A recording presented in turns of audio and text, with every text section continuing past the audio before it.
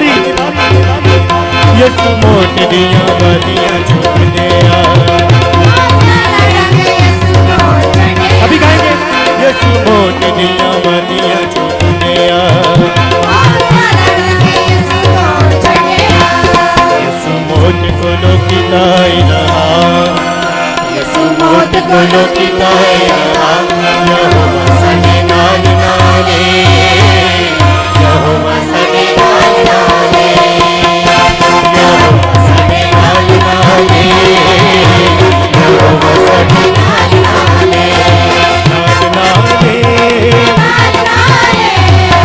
नाले नाल नाले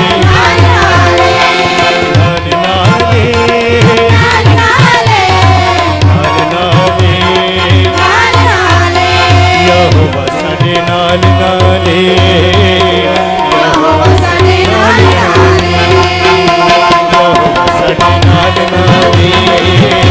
यहोवा सने नाल नाले यहोवा सने नाल नाले यहोवा सने नाल नाले यहोवा सने नाल नाले हालेलूया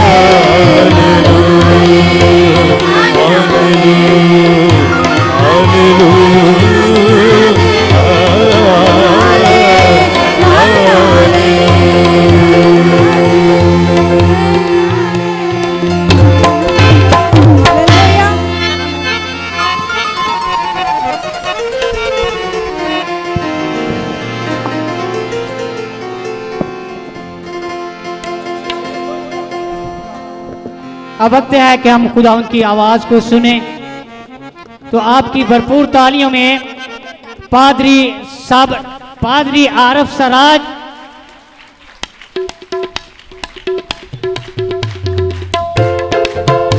तशरीफ रखें।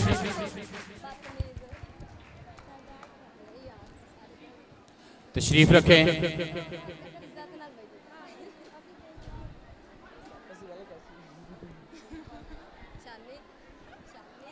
खुदावंद यीशु मसीह के बाबरकत नाम में आप सबकी सलामती हो। खुदावंद का शुक्र है कि आज शाम हम कन्वेंशन के दूसरे दिन में दाखिल हो चुके हैं। कल शाम आप लोगों के दरमियान खुदा ने अपनी कुदरत को ज़ाहिर किया, मोजज़ात रूनुमा हुए। आज की शाम भी मोजज़ात की शाम है। आज शाम भी खुदा आप लोगों के दरमियान मोज़ा दिखाएगा, अपनी कुदरत को ज़ाहिर करेगा। और इसके लिए ज़रूरी है कि आप खुदावंद के पाक कलाम को गौर के साथ सुने, क्योंकि खुदावंद का पाक कलाम खुदावंद यीशु मसीह के बारे में बताता है। और जब आप खुदावंद यीशु मसीह के बारे में सुनते हैं, खुदावंद यीशु मसीह को कबूल करते हैं, तो फिर खुदा आपकी ज़िंदगियों में काम करता है, आपकी ज़िंदगियों में तब्दीली आती है और खुदा आपको मुख्तलिफ बीमारियों से शिफा बख्शता है। अगर आज शाम आप शिफा पाना चाहते हैं तो इसके लिए ज़रूरी है कि आप खुदावंद के पाक कलाम को गौर के साथ सुने। और जब खुदा आपकी ज़िंदगियों में काम करे, आपकी ज़िंदगियों में मोजज़ात रूनुमा हो, आप मुख्तलिफ बीमारियों से शिफा पाएँ, तो फिर खुदा के नाम को जलाल देने के लिए ज़रूर सामने आकर बताएं कि खुदा ने आपको किस बीमारी से शिफा बख्शी है, खुदा ने आपकी ज़िंदगी में क्या तब्दीली की है। क्योंकि जब खुदा आपकी ज़िंदगियों में काम करता है, आप मुख्तलिफ बीमारियों से शिफा पाते हैं, तो फिर आप पर लाजम ठहरता है कि आप भी खुदा के नाम की इज्जत और जलाल देने के लिए सामने आए। क्योंकि जब आप गवाही देते हैं, बताते हैं कि खुदा ने आपको बीमारी से शिफा बख्शी है, तो इस तरह आप खुदा के नाम को जला देते हैं और दूसरे लोगों की हौसला अफजाई का बायस बनते हैं, ईमान की मजबूती का बायस बनते हैं। आज की शाम मोज़ात की शाम है, खुदा के नाम को जला देने की शाम है और दूसरों के ईमान की हौसला अफजाई की शाम है, ईमान की मजबूती की शाम है। इन सब बातों के लिए ज़रूरी है कि आप खुदा के पाक कलाम को गौर के साथ सुने और खुदावंद के पाक कलाम की खिदमत के लिए आप लोग की भरपूर तालियों में मैं दावत देता हूं जनाब पादरी साबर गुल को। हालेलुया। हमें एहसास है कि गर्मी आज फिर बड़ी शिद्दत से है और अगर आप गर्मी में बैठे हैं तो हम भी आपके साथ गर्मी में हैं, लेकिन हमारा मकसद एक है और मकसद यह है कि हम खुदावंद के पाक कलाम को सुने और उसकी बरकत को हासिल करें। इसलिए मेरी आपसे दरख्वास्त है कि जब हम खुदावंद के पाक कलाम को सुनते हैं तो आप संजीदगी से अपनी जगह पर तशरीफ रखें और गौर से खुदा के कलाम को सुनने की कोशिश करें। इंजील का यह पैगाम जो अभी हम सुनने को हैं, इसके अंदर ताकत मौजूद है और खुदा का यह कलाम आपकी जिंदगियों को बदलने की कुव्वत रखता है। इस कलाम को सुनने, इसको कबूल करने के वसीले से आपकी जिंदगी में इनकलाब आ सकता है, आप शिफा को भी हासिल कर सकते हैं और खुदा की मुआफी का तजर्बा भी कर सकते हैं। इसलिए आप गौर के साथ इंजील के इस पैगाम को सुनिए। हम एक खुदा को मानते हैं, हमारा खुदा इस दुनिया का वाहिद खुदा है और उस खुदा को बुराई से नफरत है। खुदा के कलाम में यह लिखा है कि खुदा बुराई से नफरत करता है, खुदा भलाई और नेकी को पसंद करता है। लेकिन इस दुनिया में एक और कुव्वत भी मौजूद है और उसका नाम अबलीस और शैतान है। खुदा और अबलीस ये दो मुतजाद कुव्वतें हैं। खुदा नेकी और भलाई को पसंद करता है, जबकि अबलीस और शैतान बुराई का खालिक है। खुदा जहां ये चाहता है कि लोग भलाई के साथ, नेकी के साथ, मोहब्बत के साथ, अमन के साथ, इत्मीनान के साथ जिंदगी बसर करें, वहां पर शैतान ये चाहता है कि वो हमारी जिंदगियों में बीमारियां भेजे, बद अरवा को भेजे, हमारी जिंदगी में वो कत्ल गारत को बर्पा करे और वो दुख और मुसीबतें हमारी जिंदगी में लाए। ये शैतान का एजेंडा है, लेकिन खुदा ये सब कुछ पसंद नहीं करता। हम गिरी हुई दुनिया में रहते हैं और ये गिरी हुई दुनिया आदम और हवा के गुनाह की वजह से है।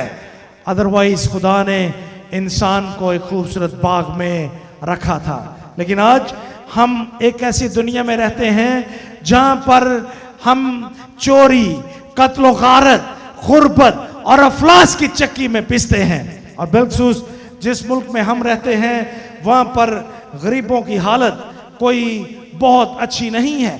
लोग रोटी के लिए, वसाइल के लिए तरसते हैं। हम एक ऐसे खिते में जिंदगी बसर कर रहे हैं, लेकिन मैं आपको यह बताना चाहता हूं कि हमारा खुदा भलाई का खुदा है। हमारा खुदा गुर्बत का खुदा नहीं, हमारा खुदा लानतों का खुदा नहीं है। वो आपकी जिंदगी में तब्दीली लाना चाहता है, वो आपकी जिंदगी को बाबरकत बनाना चाहता है, वो आपकी जिंदगी में बरकत भेजना चाहता है, वो आपकी जिंदगी से लानतों को दूर करना चाहता है, वो आपकी गुर्बत से आपको आजादी बख्शना चाहता है। और उसने अपने बेटे हमारे खुदावंद यीशु मसीह को इस दुनिया में इसी मकसद के लिए भेजा। खुदावंद यीशु मसीह कुंवारी मरियम से पैदा हुआ।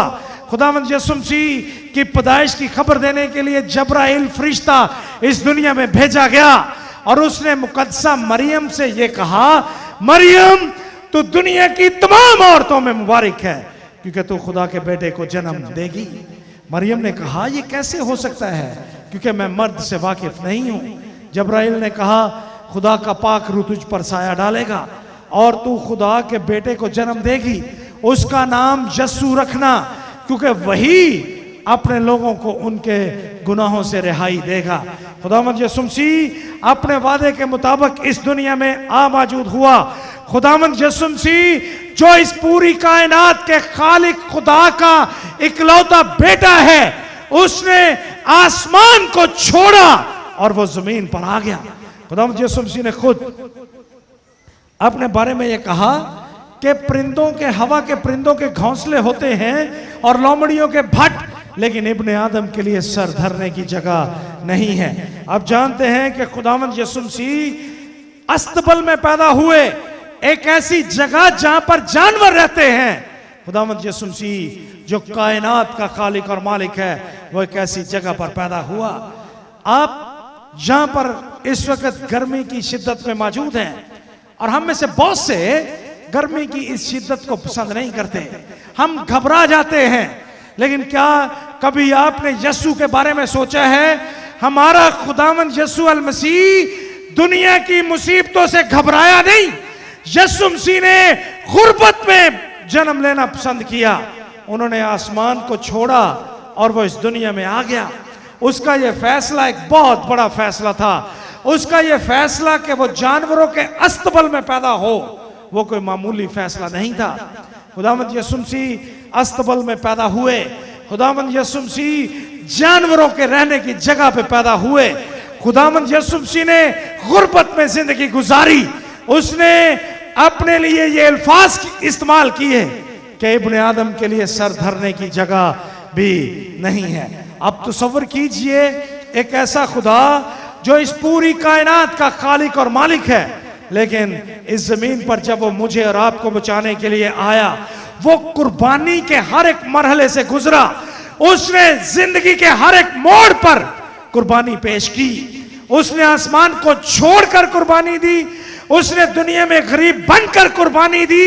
और सबसे बढ़कर यह कि जब वो मरीजों को ठीक कर रहा था, जब वो बीमारों पर खुदा की मोहब्बत को जाहिर कर रहा था, वो दुनिया पर ये साबित कर रहा था कि हमारा खुदा बीमारियों को पसंद नहीं करता, हमारा खुदा लानतों को पसंद नहीं करता, हमारा खुदा गुर्बत को पसंद नहीं करता, बल्कि हमारा खुदा बीमारों को तंदुरुस्त करता रहा। और जब लोग उसके पास आते थे, जिस मर्जी बीमारी में मुब्तला लोग उसके पास आते थे, वो उनको शिफा बख्श देता था। उसके पास शिफा के चश्मे थे, उसके पास मोहब्बत के दरिया थे, और उसके पास लोगों को बरकत बख्शने के लिए जिंदगी का पानी मौजूद था। उसने एक मर्तबा सामरी औरत से कहा, अगर तू मुझसे पानी मांगती तो मैं तुझे वो पानी देता जो तेरे अंदर जिंदगी की नदियां बनकर जारी होता, और तू फिर कभी प्यासी ना होती। खुदावंद यीशु अल मसीह आपकी और मेरी प्यास बुझाने के लिए, हमारी गुर्बत को दूर करने के लिए, हमारी लानतों को हमसे दूर करने के लिए, हमें गुनाह की गुलामी से आजाद करने के लिए, हमें इब्लीस से आजाद करने के लिए इस दुनिया में आ मौजूद हुआ। क्या ये खुशी की बात नहीं है? क्या ये हमारे लिए एक बहुत बड़ी बरकत नहीं है जिसके लिए खुदावंद यीशु मसीह इस दुनिया में आ मौजूद हुए? अगर ये खुशी की बात है तो मैं हैरान हूं कि आप में इस वक्त जोश नहीं है। आप शायद गर्मी से अधमुए हुए हैं, इसलिए आप किसी ऐसी बात को खुशी के साथ कबूल करने के लिए भी तैयार नहीं है। आइए हम खुदावंद यीशु मसीह के लिए अपनी खुशी का इजहार करें और जोर के साथ नारा लगाएं, हालेलुया! मेरा खुदा आपसे प्यार करता है। हमारा खुदा हमें बचाने के लिए इस दुनिया में आ मौजूद हुआ, और उसने हर किस्म के बीमार को, जो लोग उसके पास आते थे, उनको शिफा बख्श दी। अंधे उसके पास आते थे, आंखें पाकर वापस जाते थे। लंगड़े आते थे, चलते उछलते कूदते हुए अपने घरों को लौट जाते थे। हमारा खुदा भलाई के काम कर रहा था, क्योंकि वो भलाई के खुदा का इकलौता बेटा था। लेकिन इब्लीस जो इस दुनिया में बुराई पैदा करने वाला है वो भी वहां पर मौजूद था। और अब जानते हैं कि उसने क्या किया। उसने मजहबी रहनुमाओं को इस्तेमाल किया। उन्होंने खुदावंद यीशु मसीह पर इल्जाम आयद किए। उन्होंने यीशु मसीह को अदालत में पेश किया। उस अदालत ने यीशु मसीह की मौत का फतवा दे दिया। यीशु मसीह की कंधों पर उन्होंने एक भारी सलीब रखी और खुदावंद यीशु मसीह उस भारी सलीब को अपने कंधे पर रखे हुए ठेडे खाते हुए वो कलवरी के पहाड़ पर गया ताकि वहां पर वो मेरे और आपके लिए कुर्बान हो जाए। वो अपनी जान देने तक तैयार था। उसको कलवरी पर ले जाया गया। उसके हाथों और उसके पांव में कील ठोंके गए। उसको सलीब पर लटका दिया गया। और जब वो सलीब पर लटका हुआ था वो अपने आप को बचा सकता था। एक डाकू ने भी उससे कहा था, अगर तू खुदा का बेटा है तो अपने आप को भी बचा और हमें भी बचा। यीशु मसीह अपने आप को बचा सकते थे। अगर यीशु मसीह चाहते तो फरिश्तों के तुमन मंगवा लेते, फरिश्तों की फौज मौजूद होती और वो यीशु मसीह को बचा लेते। लेकिन यीशु मसीह क्यों सलीब पर मर गए? क्यों उसने बेचारगी की हालत में अपनी जान कुर्बान होने के लिए पेश कर दी? क्यों रोमी सिपाही उसके हाथों और उसके पांव में कील ठोक सके? वो मेरी और आपकी मोहब्बत की खातिर कुर्बान हो गया।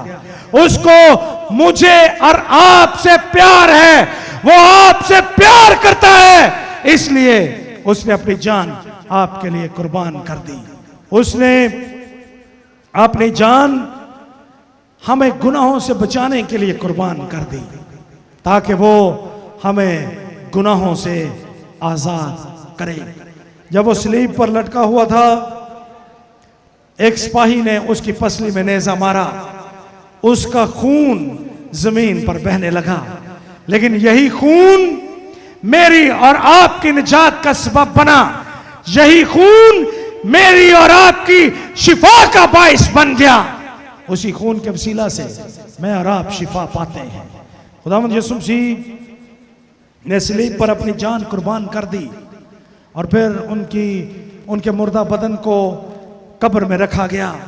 3 दिन तक उनका बदन कब्र में पड़ा रहा। लेकिन अब खुदा दुनिया पर यह साबित करना चाहता था कि खुदावंद यीशु मसीह महज कोई आम इंसान नहीं है। खुदावंद यीशु मसीह महज कोई उस्ताद नहीं है। खुदावंद यीशु मसीह महज कोई नबी नहीं है, बल्कि यीशु मसीह खुदा का इकलौता बेटा है। और अपने आप को बेटा, खुदा ने यीशु मसीह को बेटा साबित करने के लिए अपनी कुव्वत को दुनिया में उस कब्र में भेजा।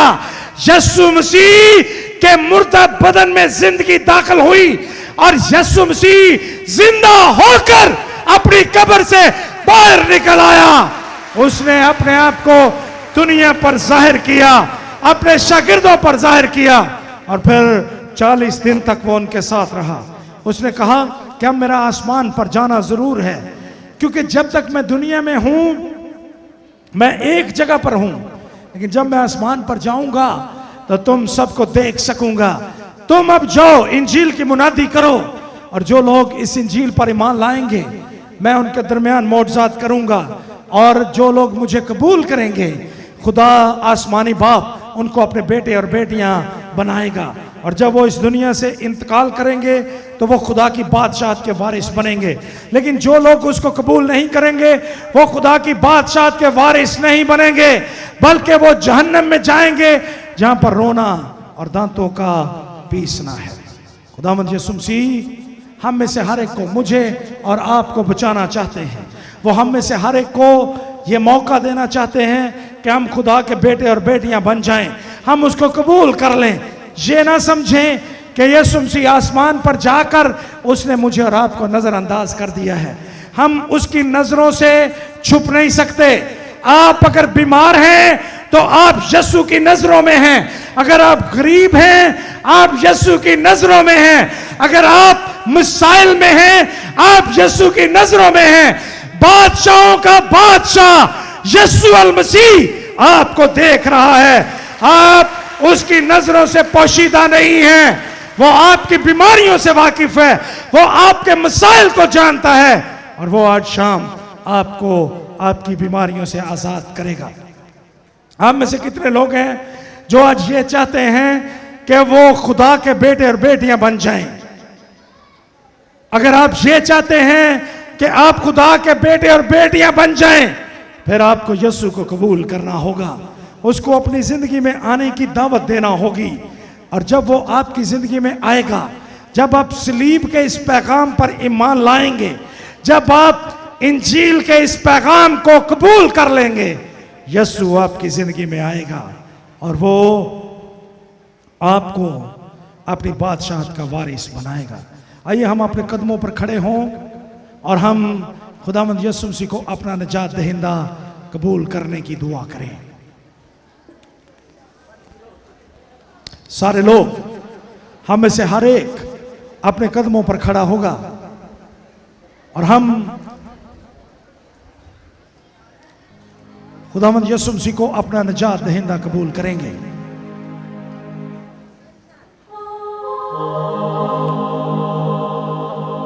हम दुआ करेंगे और इस दुआ के वसीले से हम खुदावंद यीशु मसीह को अपनी जिंदगी में कबूल करेंगे। आप उसको अपने दिल में आने की दावत देंगे।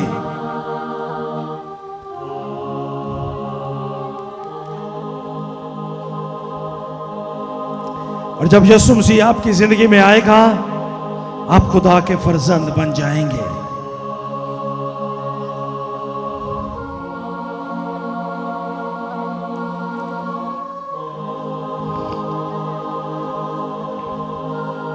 खुदावंद आपको बचाना चाहते हैं, वो आपकी जिंदगी में आना चाहते हैं। इसलिए आप दिल से दुआ कीजिए, यीशु को पुकारिए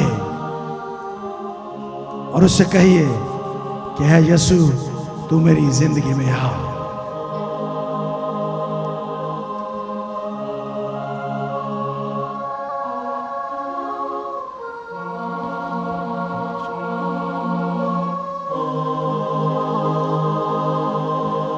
खुदावंद यीशु मसीह आपकी जिंदगी में आना चाहते हैं। खुदाए पाक रूह यहां पर मौजूद है, इसलिए आप दुआ कीजिए, खुदावंद से दुआ कीजिए कि वो आपकी जिंदगी में आए। और जो लोग खुदावंद यीशु मसीह को कबूल करना चाहते हैं, वो मेरे पीछे ये दुआ करें, मेरे पीछे बोलिए, ऐ खुदावंद यीशु मसीह, ऐ खुदावंद तू मेरी जिंदगी में आ, मुझे अपने हुजूर में कबूल कर। मैं गुनहगार हूं, मुझे तेरी जरूरत है। तू मेरी जिंदगी में आ, मेरे गुनाहों को मुआफ कर दे, मुझे अपने हुजूर में कबूल कर, मेरी जिंदगी का निजात दहिंदा बन और मेरी जिंदगी में मेरे साथ रह। ऐ खुदा बाप, मुझे अपने हुजूर में कबूल कर, मुझे अपना बेटा बनने का हक बख्श दे। और है खुदाए पाक रूह, तू मुझ पर सच्चाई को जाहिर कर, मेरे गुनाहों को मुआफ कर और मुझे आइंदा गुनाह ना करने का फजल दे। खुदा बाप, खुदा बेटे और खुदा रूहुल कुद्दस के नाम से आमीन।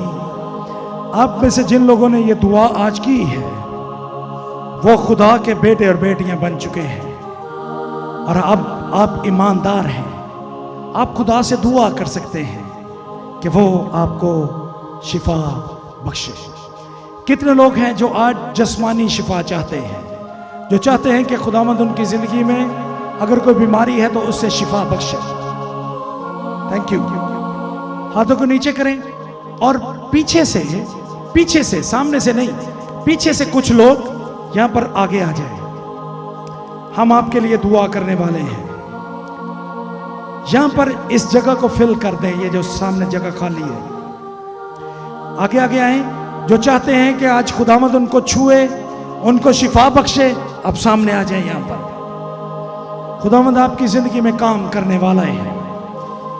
बस यहां तक रहें जहां तक ये कालीन है, यहां तक रहें। शाबाश, शाबाश। सब लोग खड़े हों, मेहरबानी करके। बेटे आप लोग जो बैठे हैं थोड़ी देर के लिए खड़े हों, क्योंकि जब आप बैठेंगे तो आपको गर्मी ज्यादा लगेगी। खड़े रहें, सिर्फ चंद लम्हों के लिए खड़े रहें। Thank you. खुदावंद यीशु मसीह जब इस दुनिया में थे तो वो लोगों को शिफा बख्श रहे थे। एक दिन खुदावंद यीशु मसीह एक कस्बे में से गुजर रहे थे। अब आप गौर के साथ मेरी बात को सुनिए। हलचल सारी खत्म, चंद लम्हों की और बात है, हम आपको जल्दी फारग करने वाले हैं। खुदावंद यीशु मसीह एक कस्बे में से गुजर रहे थे और उनके साथ लोगों की एक बहुत बड़ी भीड़ थी। उसी कस्बे में एक औरत रहती थी। वो औरत एक निस्वानी मर्ज में मुब्तला थी। 12 बरस से वो बीमार थी। वो एक दौलतमंद खातून थी। उसने अपना रुपया पैसा तबीबों और डॉक्टर्स पर खर्च कर दिया था।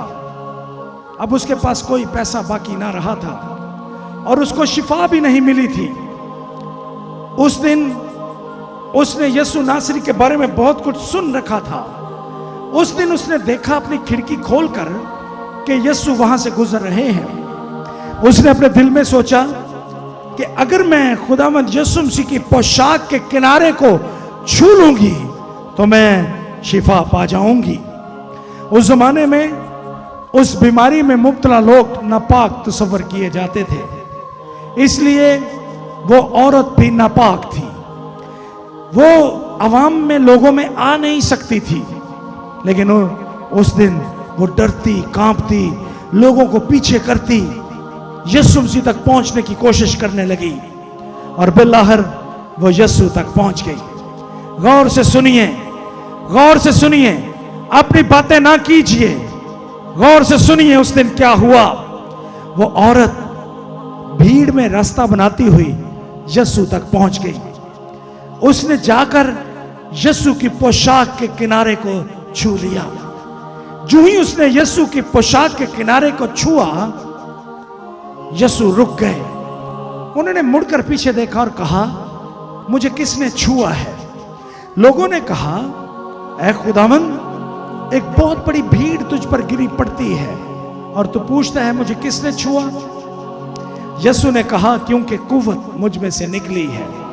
वो औरत डरती हुई सामने आई, यीशु के कदमों में गिर पड़ी और उसने कहा, ऐ यीशु, ऐ रबी, तुझे मैंने छुआ है। यीशु ने उससे कहा, ऐ बेटी, सलामत चली जा, तेरे ईमान ने तुझे शिफा बख्शी।